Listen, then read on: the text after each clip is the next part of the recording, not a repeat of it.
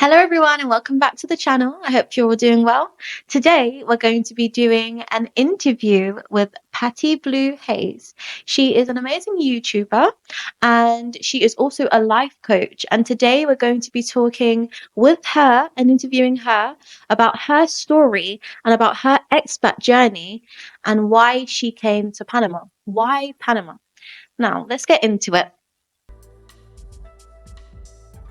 Facing immigration questions or business legalities, our lawyers are here to help you. We make it easy to get the legal advice you need when you need it. Hello, everyone, and welcome back to our channel. Welcome to Life Abroad Panama. Today, I'm joined with a very special guest, Patty Blue Hayes. She's an amazing person who has her own YouTube channel, her own business ventures. She also is a life coach as well. And she's here on our show talking to you about why she chose Panama and her expat experience in Panama. So hello, Patty. Thank you so much for Hello. coming on our podcast. We're really honored to have you on this podcast and just to hear your authentic experience and things you've experienced in Panama, any challenges you've had, and how you can help people that are coming to Panama. So the first question I would like to ask you is the main one. Why Panama? Out of all the places in the world, what attracted you to Panama? Well, thanks for having me on for the podcast. I know it's very helpful for people to hear stories of people who've done this before. So I chose Panama specifically because I started really narrowing down what was important to me. And I did that by traveling around to other countries. And so Panama was closer to the US for me to visit family. I have family in Maryland and I used to live in California. So this was actually a faster flight to go, to DC than I was in California. And also I'm a little bit closer in time zone at certain times.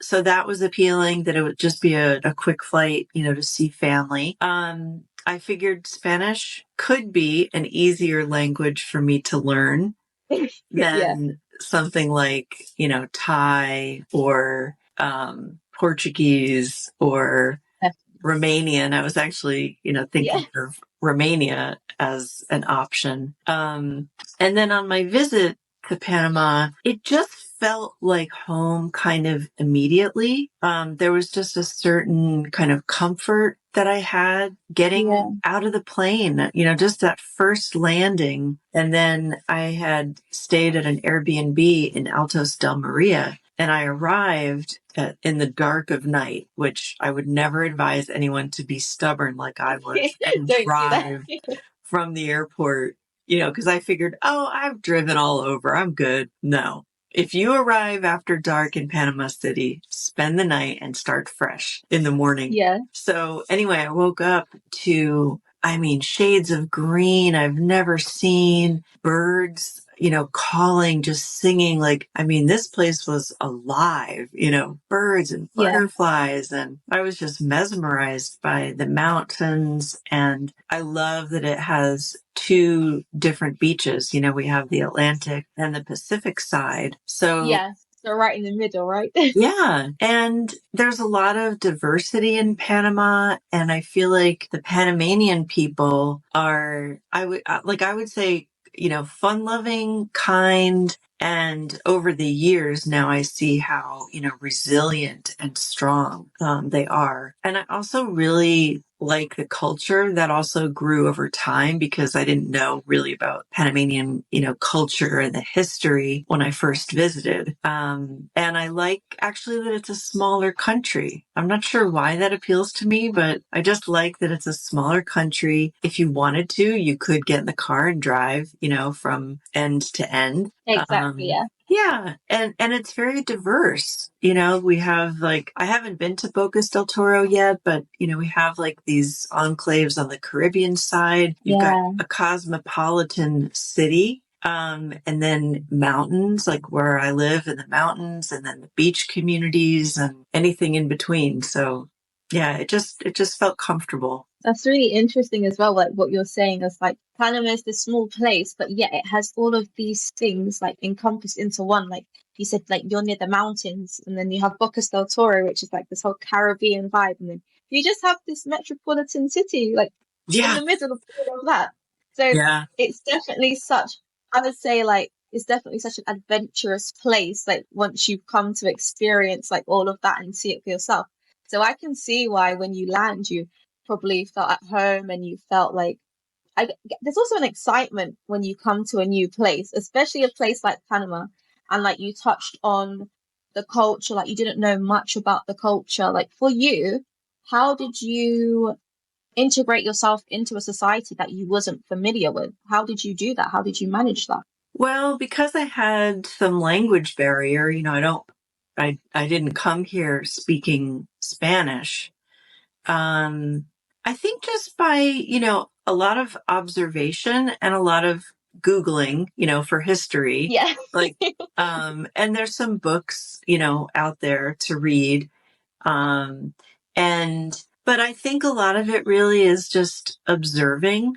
Um, when you're here for a while, like you learn about the holidays, you learn about their significance, and then the, cultural traditions, like, just things like the Pollera Festival. I would go to, um, cultural events and activities whenever I could, just to participate and observe. Um, and, small things like I'm so glad I learned this one thing in the very beginning. And I can't recall if a Panamanian friend had told me, but in Panama, it's very common that you greet someone like, at the grocery store, or maybe not in the city so much, but, out in the smaller towns, when you enter a store, you might say, buenos dias or buen But dia. yeah. And Yeah. so now, I just got in the habit of whenever I'm, checking out at wherever, Do It Center or um, at the grocery store, I always Yeah. greet the checker with a smile and, an intentional greeting. And that really seems to go a long way. And I witnessed people doing that. So, a lot of it will just come by observation, because also like small things, like in a lot of Panamanian grocery stores, you don't push your cart all the way through. Like in the States, you push your grocery Yes. cart through to the It's other true. side. Then they Yeah. put the bags in the cart. And here I was noticing like, oh, I'm not seeing people, do that. They're not pushing their cart through. So I just did what they did, and just observing and, kind of following the lead, That definitely helped, I see. So definitely from what I can gather you're saying is like definitely I can see that when you came, I feel like you came with a quite open mind because you were open to looking at what people were doing. You were looking at like researching more about the culture you're integrating yourself into. And like I feel like maybe not a lot of people may come with that mindset, but you definitely did. Like you were definitely open to learning new things. And that's really awesome to hear and see. As it, well, like it doesn't mean that there weren't challenges, like, oh yeah, for sure. and, I did hear myself say, like in the first 3 months, I did notice that I would hear myself say, well, they usually, or Yeah. they are supposed to, or, they. And then it hit me like I'm referring to how businesses in the US operate. That's the they I'm thinking about. And I had to check myself. Okay. Like, I am not in the United States. There's not going to be a free soda refill. There's not unlimited, Yeah. iced tea refills. They're not Yeah. giving me, whatever it is like that I was. And so, I mean, that was very confronting. I just had to stop that. Yeah. It was a moment where I was like, I am in a different country and I need to adapt to the way that things are done here. But, when you Yeah. first move to a new country, it can be stressful. The adjustment period can be stressful. You don't know how things work. You might be missing the familiarity of home. For sure. Yeah. Yeah. So, when you're not around familiar people or places, you don't know how things operate. You don't know if you can get the groceries that you used to be able to get. in your home country. So, Yeah, yeah. that's so true. Like when you talked about the groceries and stuff, like the whole cuisine is just different. Like it's just very much Latin foods, that Latin vibe. It's like certain foods you want, you may not find, and that's something that people have to adapt to as well sometimes.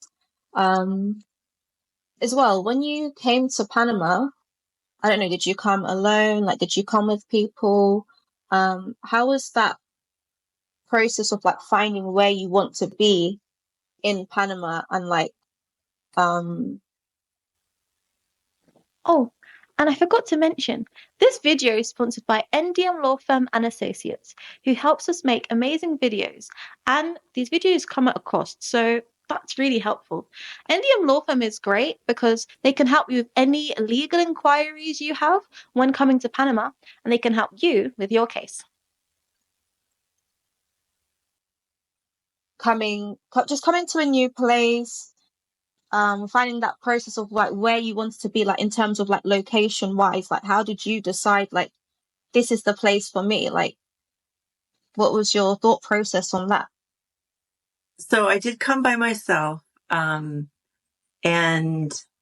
initially, because I'd made 2 trips to just verify, that I was going to actually take the plunge and move Yeah. and be, apply for residency and do the permanent residency.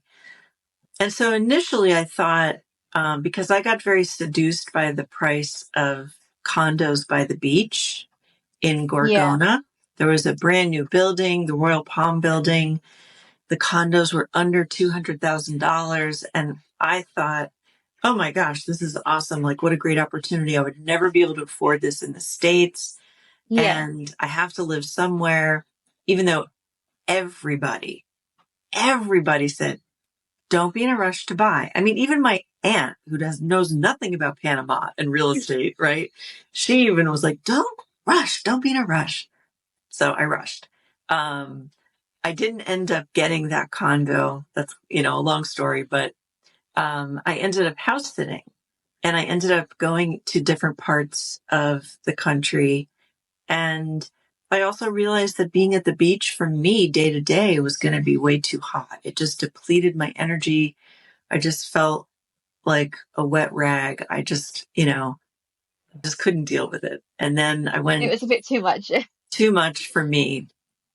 And then I went to Volcan. I spent time there, and it was a little too cold, like Goldilocks and the 3 Bears. I was finding, where my place was going to be. And at first, I actually really loved Altos del Maria for the solitude and the beauty.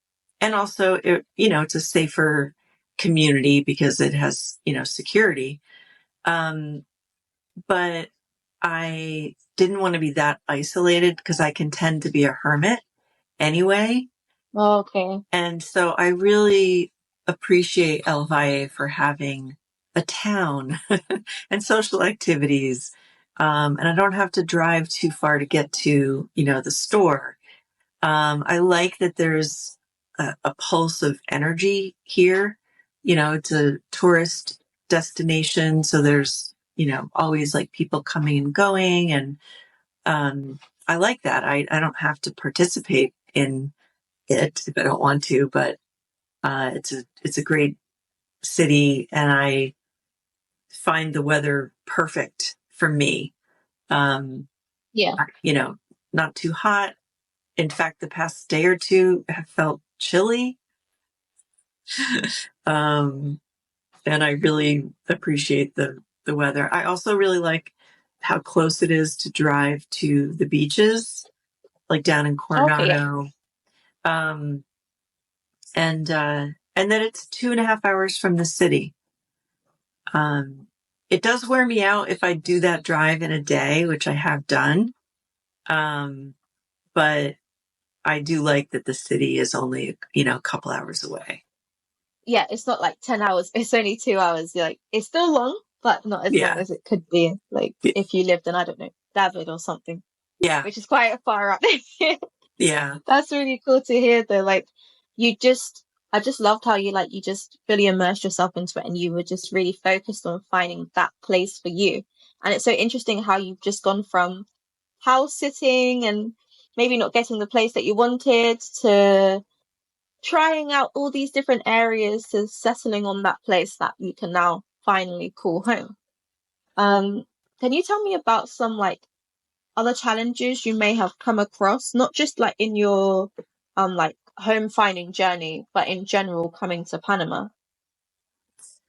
Um, I mean, I guess there's, the initial challenges of just adjusting Yeah, to the way things are. And well, especially when you're getting your residency and to try and get your driver's license. So I had a huge challenge with the driver's license issue because I moved to Panama July of 2019 and about 6 months later started the quarantine that we had for COVID. So I had made my appointment with the US Embassy to, that was going to be the easy plan. Go to the embassy with my California license, get it apostilled, and then get my Panamanian driver's license. It took me yeah, 3 months to get that appointment because they're just notorious for not having availability. You basically have to check like every day and see if, an appointment pops up. So I had an appointment that, that I had to wait 3 months for. By the week before my appointment, they canceled all appointments because of COVID. Oh no. Yeah. So then I was going to be going to Volcan for this, like 3 or 4 month house sit. Yeah, And I went to somewhere in David to try and get then I figured, well, I'm going to have to go like the driver test route, right? I'm going to have to just go and like take the test somewhere. So I yeah. got the book to study. They only had one in Spanish. And then there were practice tests.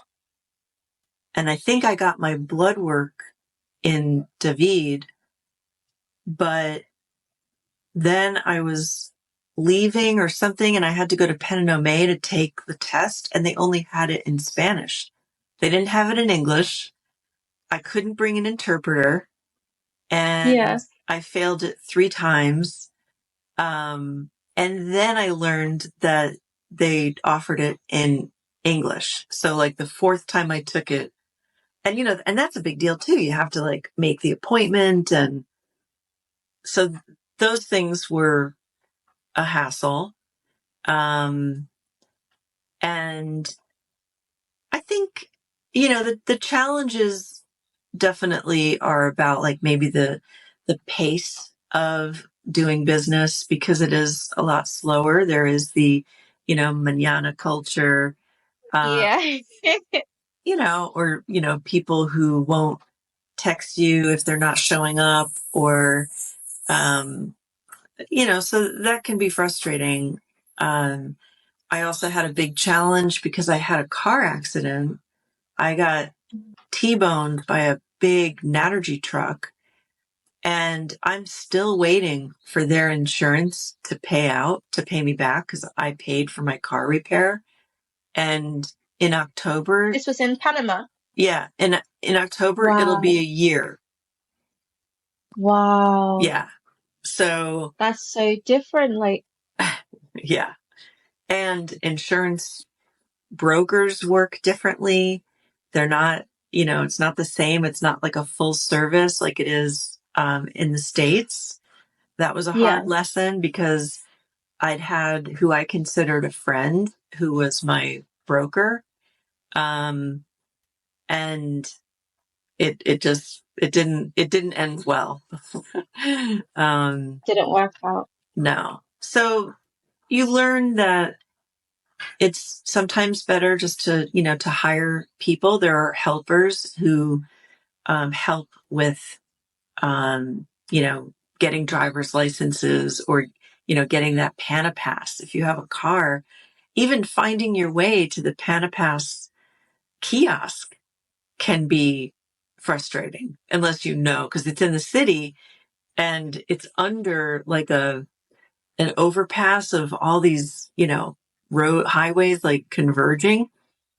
But thankfully there are, people who will, help expats with, getting a driver's license or renewing your license plates or, helping you if you have to go to court. Like I had to go to court for this traffic accident because it was with a commercial vehicle. Yeah. Yeah. Surprisingly, I thought because I bought and I renovated a house, and I really thought that could open me up for a lot of problems. And surprisingly, it went very well. Yeah. Yeah. So, I mean, I was very pleasantly surprised, And this is the house you live in now, isn't it? Yeah. Yeah. Wow. And how long did that take, that whole like renovation process? Well, first of all, it took a while to find a property to buy. Valle, the price point, was I wasn't finding a lot that was in my price point, which, I was looking at like 250 and under. There really isn't a lot of inventory here for that. And I was finding that a lot of sellers might not really be serious. They just stick a price on something and it stays on the market for many years. So that was an education. And then when I bought the house and to when I moved in was about 8 months of renovation. Okay, that's not too bad considering No. like the time from when you bought it to renovations and now you're living in like the house that you want, your dream house in Panama. Yeah. And I do want to say that I'm so glad that I didn't buy, that condo at the beach. And, obviously everybody has their own internal guidance system, but I would advise people not to buy anything, first. Explore the country a bit, see where your happy spot's going to be. You can rent fully furnished places. It's fairly easy to rent places. And the market in Panama for buying and selling can be challenging. Other than, the city. The city is an anomaly. That's like a whole market unto itself, So, yeah, I would just advise people to purge their belongings, pack lightly, and don't buy property when you first get here. That's some good advice because I'm sure many people have kind of maybe made that mistake and then they've had to learn like the hard way, like you have. And I guess if maybe they had someone telling them this advice before, it would have made a difference. So it's just really good that you can now learn from your experience and give people the advice that maybe you never really got. Right. And it's so interesting that you was talking about when you was talking about how when you came to Panama you was by yourself, and a lot of people, especially coming from a country they're so familiar with to somewhere they're not maybe so familiar with, they might not be able to navigate that whole process of doing things alone, and you having to do all these tests in Spanish. That's like crazy. In Spanish. Yeah, but I failed by yourself. You might fun, but you still tried to do it. Like people wouldn't even bother to try. Like when you said it was in Spanish, I just don't think I would have even bothered to try, to be honest. But it's so interesting hearing you say that, like, because it's like you did all of these things by yourself. Like, was there like a driving force? Like, how did you manage to do all these things by yourself? And like, is there maybe any communities you may have joined that has helped you along the way of being in Panama?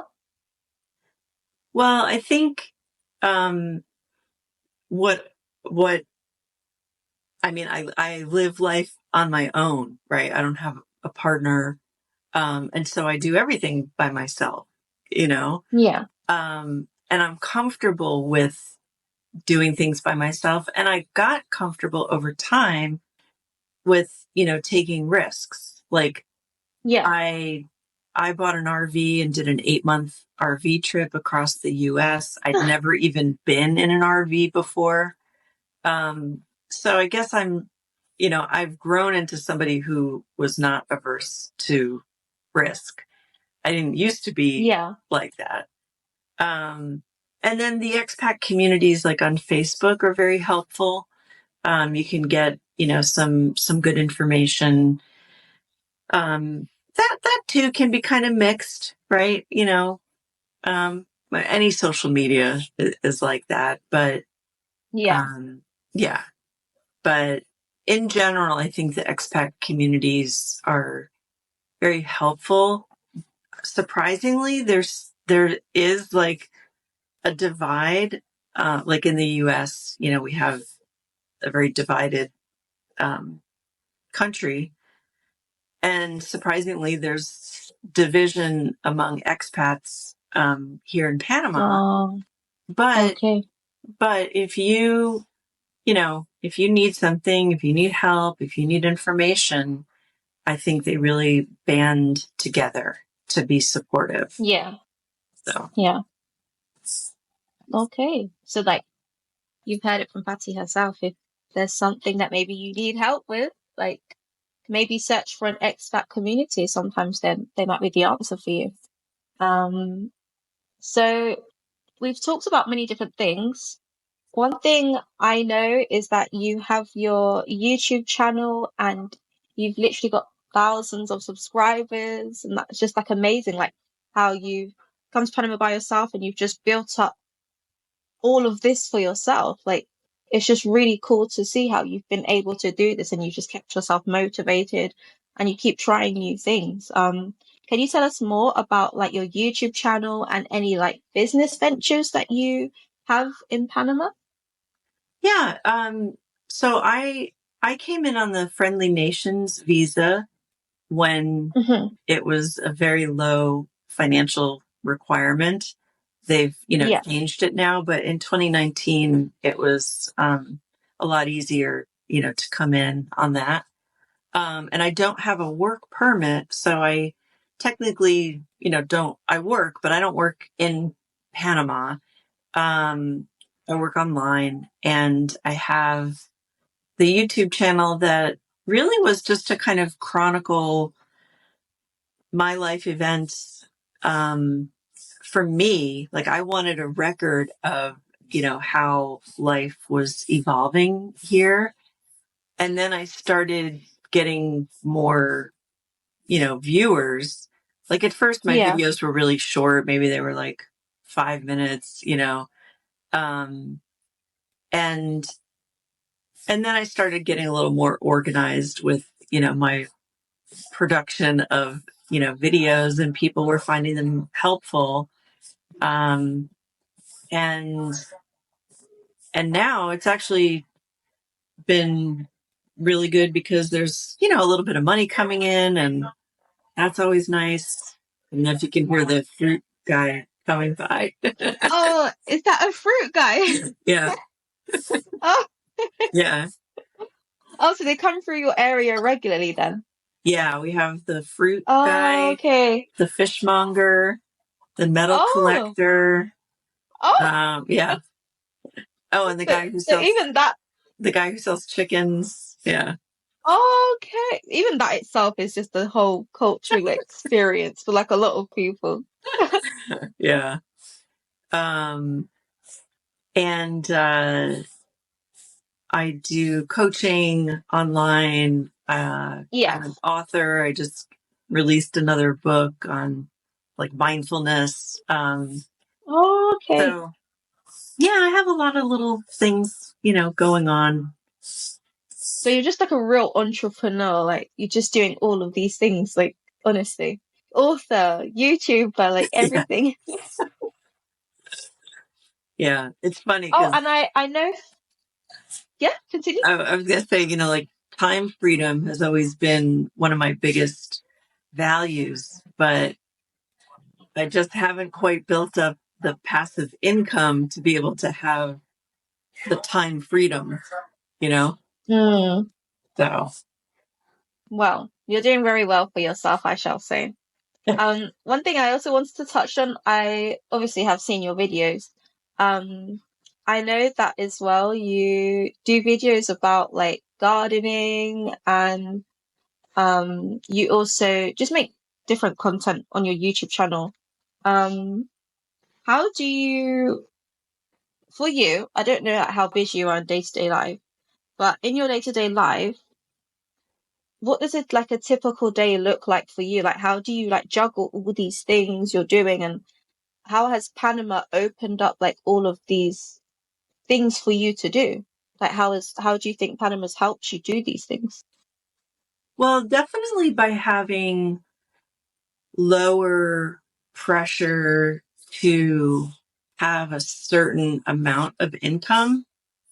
Mm, In the States, I think I'd be, very stressed about, how much income I would need, and especially going forward into, my older years. Like I'm 60 now. So I moved here when I was yeah, 55, knowing that, you know, expenses are going to keep going up in the States. And, you know, how was that going to impact me? So yeah, here, my money goes a lot further. And so that greatly reduces, stress. cost, yeah, Yeah. And, I mean, I think I've kind of adopted the tranquilo, way of life. And, I do put in a lot of time for, writing and editing and like video editing. yeah, And I have another channel as well that's geared toward heartbreak recovery and personal growth. But I'm shifting around with that channel a little bit, just kind of pivoting. So just, kind of like being in a moderate schedule, but I leave room open, for fun things to do. It's nice to be able to do yeah, that. Like in the day, if there's a parade going on, yeah, I want to go hang out and see the parade, and then I yeah, can do my work later in the evening, yeah. That definitely sounds like a dream. Like you've just given yourself this space and this time to be able to do the things that you love. And that's just really cool to see. Like you're doing all of these things. Um, I just want to ask, is there any advice for people who are coming to Panama, thinking of coming to Panama? Maybe people who are even already in Panama and they maybe feel a bit lost, like they don't know the language, they're not really settling in properly, because when you first come to a new country, that can these thoughts can easily cross your mind. Is there any advice you'd give them to like settling into this community, settling into Panama? Yeah, what advice do you have for them? I guess first thing would be, do your best to learn the language because that can feel very isolating, right? Yeah, If you're feeling a little bit out of sorts anyway and don't have the language, um, learning the language maybe in like a group in-person class, where you could be around other people learning. As an expat, there are a lot of expat activities and meetups. It seems like in each town, there's, a couple of restaurants or bars that are known gathering places. Or in the yeah, city, I know that there are, expats that get together for networking or different activities. So a lot of that I think people find on Facebook and Instagram. I'm not on Instagram, but I know that that's a really big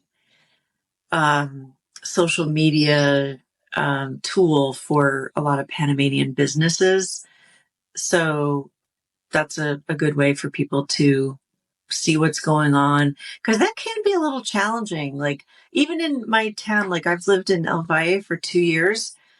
I miss so many activities. Like there doesn't seem to be a central place where they're posted ahead of time. They might It's be just everywhere. posted. Yeah, it might be posted like on Facebook like 3 hours before, and then they're like, oh well, I'm busy. I can't, get to this thing. But Yeah. but yeah, you just have to search around a little bit. I mean, another example of that is like the Atlapa Convention Center. I've been to 2 events Yeah, there. they do a lot of things there. They do. But do you know that their website has no events listed? The whole convention center, their calendar is blank. You can't go to the convention center website and look at the events that are coming up. It's just kind of mind-blowing. You have to just search elsewhere for them. Or all I know about Panama is pretty much like people will tell you stuff. So it's like hearsay. Like everything you hear is like hearsay. Or someone told me this. Oh, this is on. There's no actual. I've experienced that as well. Yeah. Yeah. So yeah, it's just thank you so much. Like it's so interesting just to hear all of these experiences, challenges you've been through, and like how you have overcome them really. Still maybe facing some challenges, but at the end of the day, you're still thriving. You're still happy, right? Yep. So it's just so nice to hear your experience and how you've been able to just build yourself up over I would say, when did you come to Panama? Was that Yeah, 5 about 5 years ago. 2019? Yeah. And So, I have heard people say that, give it like a year or two in Panama, to see if it's really going to be like the place for you, because a lot of people will get very frustrated with things, or they have health issues, or they have, children or grandchildren in another country and they want to, get back. So yeah, I feel pretty safe and secure that I'm here for good because it's been 5 years. I'm very happy.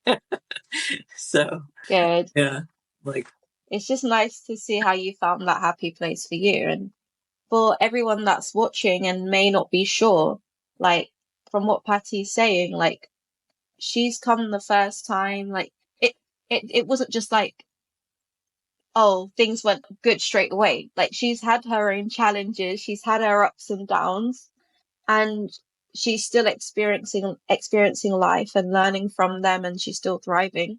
But at the same time, 5 years later, it's taken 5 years to be where she is now. And she's still learning things, right? Like we're all still learning things as life goes. So I feel like what I've gathered from you is that it's so important to be patient with your environment and patient with yourself, because it's not an easy thing to come from a place to a completely new place with a completely new language and people who do completely different things from what you're used to. yeah. So yeah, it's just really cool hearing this like story and just hearing your growth as an expat, really. So thank you so much for taking the time to come on our podcast. And it was just really cool, like hearing your story and having this conversation with you. Oh, thanks. It was nice to chat with you, and hopefully it's helpful for other people. Yes, definitely. Thank you so much, Patty. Ciao. Thanks for joining us on Life Abroad Panama. You can find us on all major podcast platforms. Curious about our guests? Just click the links. Looking for legal support? Reach us through our website. And make sure to watch more videos or check out your visa requirements.